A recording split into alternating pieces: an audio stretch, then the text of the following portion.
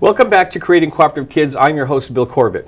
Now, according to a study by the UK's Money Advice Service, children as young as 7 begin to get a sense of the importance and value of money.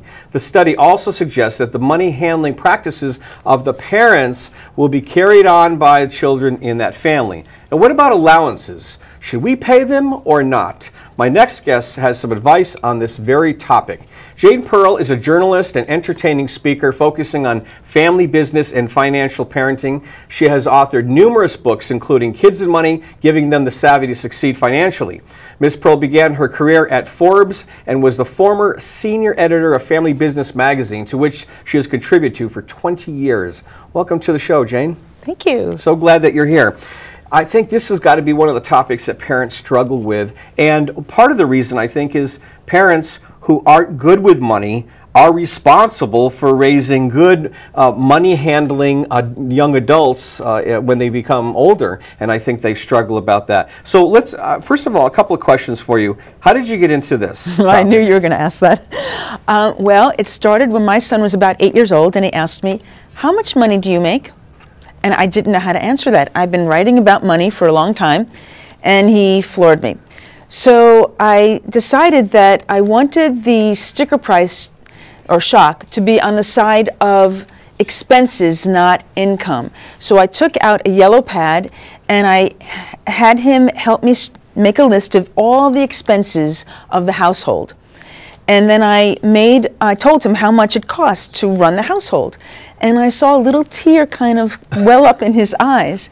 And then I said, guess what? I make just about enough to cover all these expenses. But not all that much more. So when you ask me to buy something on the checkout line or something extra that you see your friends have that you want that maybe I'm not ready to buy, as Peggy said, and you said in the last segment, that's why.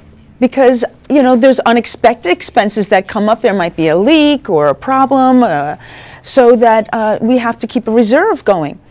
And so then I said, and also this is very private information. You don't tell your friends or family members how much we make. So he was able to understand the context for that. Oh, you're exactly right. I was.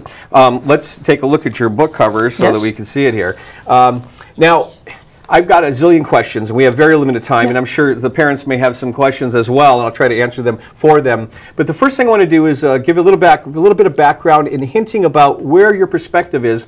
And if my crew is ready, we're going to show the film.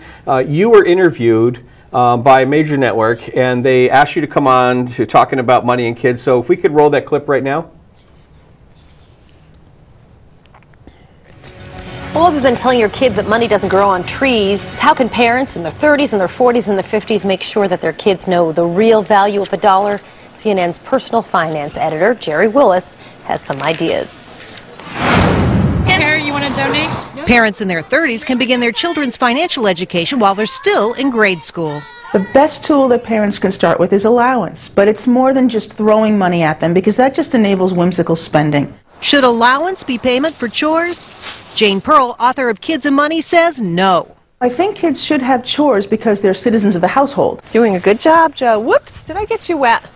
Pearl says the point of allowance is to help kids learn money management, but she says it's fine to pay your kids for extra work you might hire someone else to do. For parents in their 40s with money-hungry teens, one thing is to give them a budget for each shopping trip. And when they see something that's either more expensive than budgeted, you say, well, how can I help you? Maybe we can find jeans that are on that rack that are on sale. And if they spend less than that total budget, you can let them keep what's left over to really give them an incentive to save and to think about the prices of what they're buying. Pearl's advice for parents in their 50s with college-aged kids? It's a great idea to help them get a secured credit card before they go to college. What do you mean by secured? It means that there's an automatic limit and they can't spend beyond that. Once they graduate to a real credit card, they should have just one to be used only for emergencies. And by the way, pizza is not an emergency. Jerry Willis, CNN, New York. All right, so I got to point out one thing right away that I heard in that clip that I loved. because I don't support paying allowances for chores. Right. And I heard that when I watched that clip when I was editing, I was like, right on, I'm going to like this lady. Because I think, and as you said in the clip, children need to do chores for the sake of contributing to the family. Right. And it's not automatic payment, because one of the things that I found with some parents, what happens if kids don't care about money anymore? How are you going to get them to do their chores? Instead, we should be instilling them that they do chores for the sake of the family, for the good of the family unit, right? Exactly. So I do believe in allowance. Yes. Okay. So parents already pay for a lot of things. So take some of those things that are non-discretionary and some discretionary things, in other words, wants and needs, and put that on the list of things that kids are now going to be in charge of paying for. And they have to stretch that out during the week and make sure that they're going to pay. It could be school lunches, it could be sports, whatever the fees are for sporting things, toiletries, whatever, and some things that they value and want and need. And they've got to stretch that out.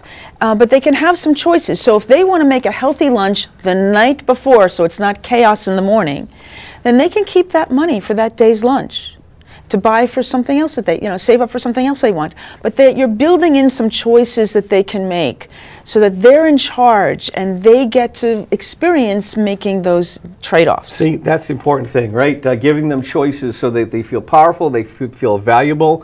Now, the tricky part of that I found is the parents are tasked with having to make sure that you follow through and pay that allowance on a regular basis, because you know what, if your bills are too much that week and can't pay it, the kids don't care.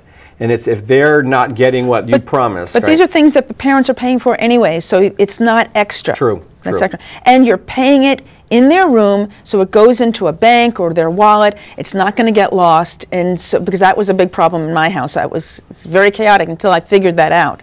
And so you're trying to set it up for success.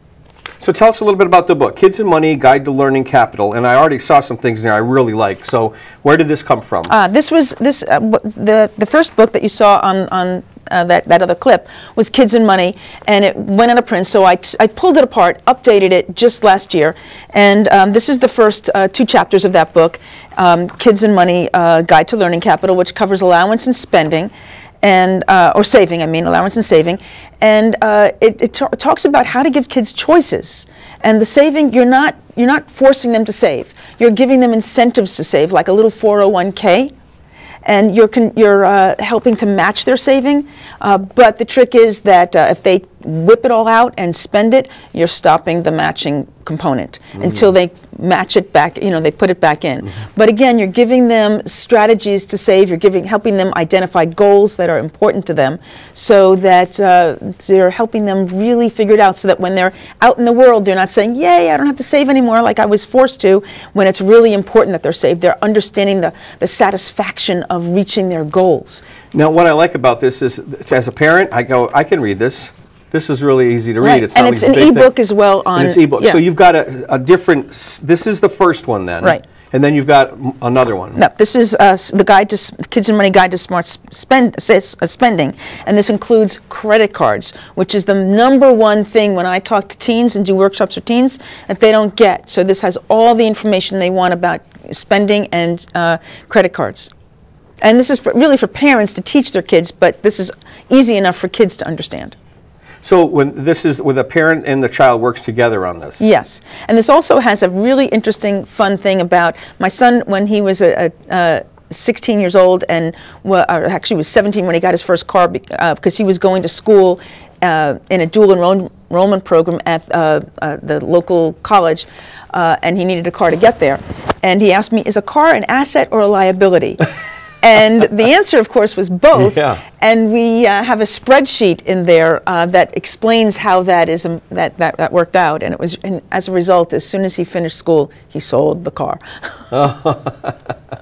So. We've only got a minute left, but any advice for the parents and last-minute tips for them on helping them with? I'm often asked, I have these 5 financial goals, and one is helping your kids understand the difference between wants and needs, and delayed gratification is the #1. And I don't have time, I guess, to explain this, but Google Stanford University and the marshmallow test, and it'll explain why delayed gratification is so important. It's a lot of fun also. Excellent. Well, thank you so much. Good luck to you Thank and Kids you. and Money, and I hope it gets into a lot of parents' hands because they need a lot of help with this. Thanks so much. Today's show is all about kids and success. Coming up after the break, we're going to add success with bullying next. It's a topic that isn't going away anytime soon and something that many parents, children, and teens are dealing with. When we come back, you're going to meet the anti-bullying novelist. It's an interview you won't want to miss. We'll be right back after the short break.